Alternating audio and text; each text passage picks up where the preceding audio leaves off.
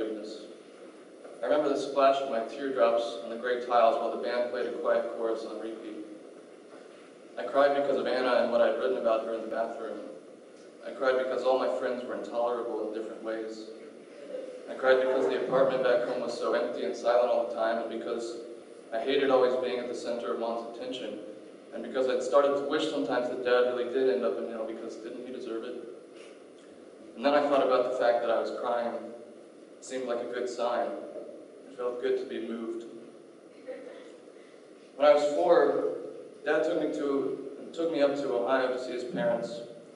I'd forgotten their faces, but I could still see the face of the snowman we made in their yard. He had pennies for eyes and a mousetrap for a nose. I chose the mousetrap. Dad found a red sock for the tongue. That was my first snow. When everyone got tired and went inside, I stayed out with the snowman. I had named him Mousehead. Back home, Mom always made me come inside when it was cold. Dad let me stay in the snow. He watched me from a window. When it got dark, I stayed outside. I tested him. Wanted to see how long he'd let me stay out in the cold, alone. He never called me in. He would have let me freeze to death. I loved him for that. I walked inside and looked at him as a man looks at a man. On my last night at school, before flying home for break, around 2 in the morning, I got hungry and left my room to get some food. When I tried to open the door to get outside, it hardly budged. 2 feet of snow were in the way. I went back upstairs and put my boots on.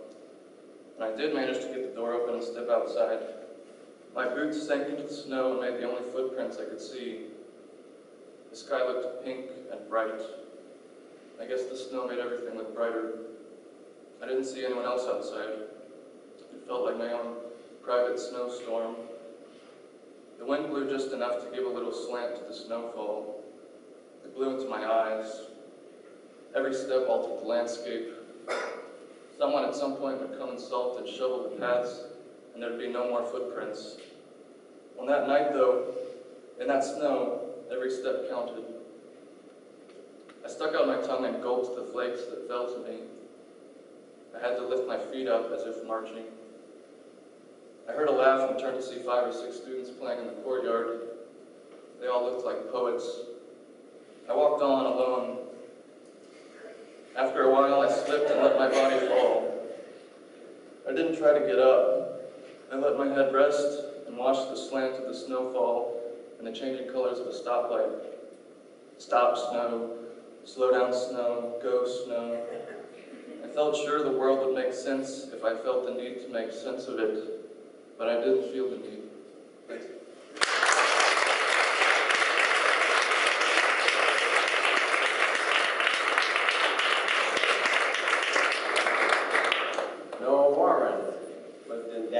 College. He gets up early, but it takes him hours to wake up.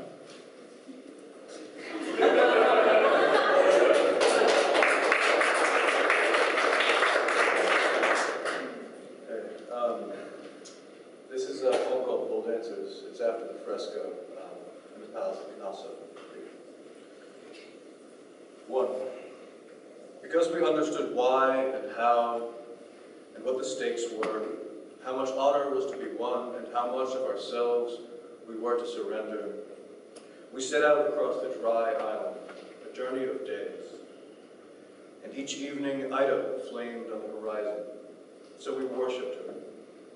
And on the 3rd day out, one of our number quailed, and on the next, another, casting a stripe of doubt across the rest of us, but cutting us too, by that, into men. It was at that instant, or soon thereafter, when we beheld, cresting a rise, the Scarlet Palace and its black-fenced paddocks, that I turned to myself, as to a new lover, with ravenous fear. But I saw how the sun had bronzed me, how it had faded my purple brands, and there came to me then a sense of how I must appear to others from a distance, slender, blurring, easily forgotten. 2. I thought the bowl would be empty by the time I saw it again, dancing its way from hand to hand, because, as we learned, you can't set it down.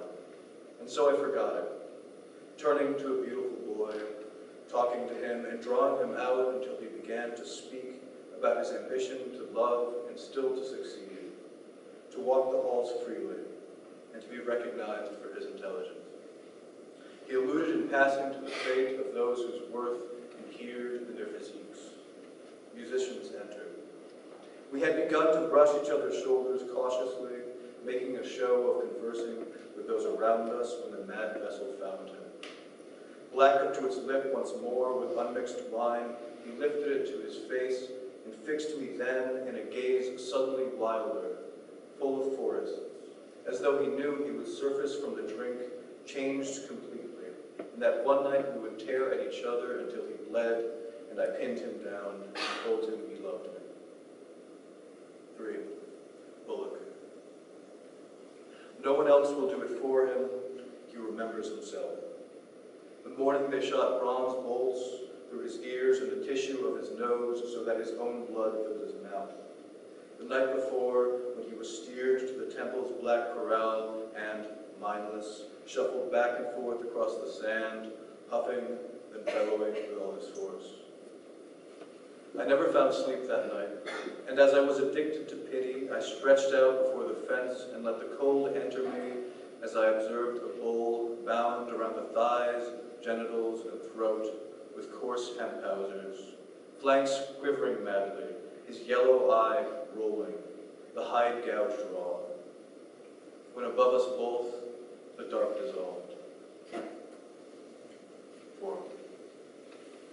How is this possible that a man should spend so much life idle and still be happy, more or less, that he should not spend evenings alone in the desert hills, inhaling the crushed sage and thinking about his role, except when it is asked, on fast days, or that he should not always seek his life's edge so as to better himself, turning instead to his center, the thalamus, the room they say is an honor when emptied and when not, a confusion, but not to brood on it indulgently or to attempt to discern its contents, just to wonder at it, to walk around it like a child in the mind that idleness has left polished, echoing, and rife with shadow.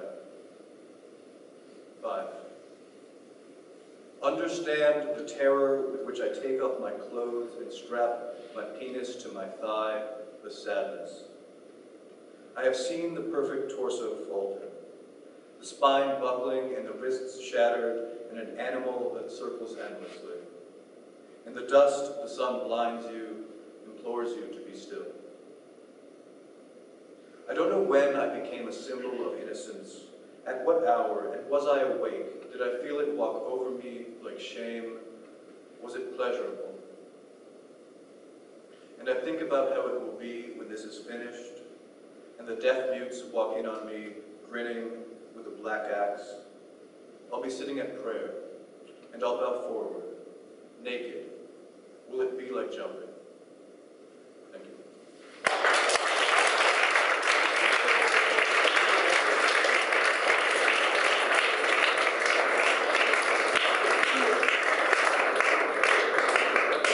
And last, Victor Zapana. I'm sorry, this one was not Bruce. My honor. Sorry, Cooper Wilhelm. Wilhelm just includes William Carlos Williams, German, and metal. He grew up in Maine. Sorry.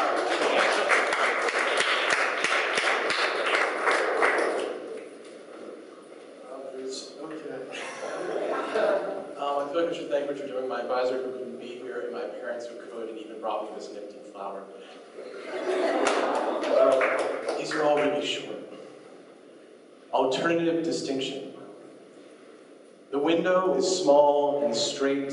This bed is narrow, pinstripes. The sky hits the creme wall, color of a mirror. Your wristwatch on the stand, your left shoe trapped in a corner, distant, pioneering. You know I always wake up right, always on the hour. Alarms and cell phones don't know light like we do. They've trained me well enough to leave them. Tell my body to me again with your fingers. And even for this, there are sights. A savage humidity fell